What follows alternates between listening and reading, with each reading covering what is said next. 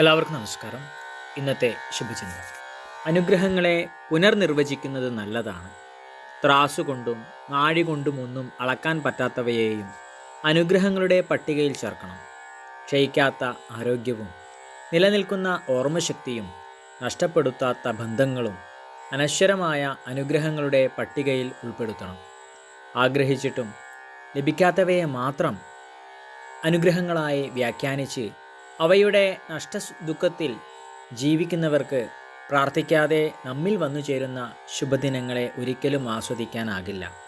ഒരു പ്രഭാതം കൂടി കാണാൻ പറ്റുന്നതും ഒരു ദിനം കൂടി പ്രശ്നരഹിതമായി കടന്നു പോകുന്നതും ശുദ്ധവായു ശ്വസിക്കുന്നതും സംസാരിക്കുന്നതും കേൾക്കുന്നതുമെല്ലാം നമ്മുടെ സന്തോഷാനുഭൂതികളുടെ പട്ടികയിൽ ഇടം പിടിക്കട്ടെ. എല്ലാവർക്കും നന്മകളുണ്ടാകട്ടെ. എല്ലാവർക്കും ജീവിത വിജയം ഉണ്ടാകട്ടെ. നന്ദി, നമസ്കാരം.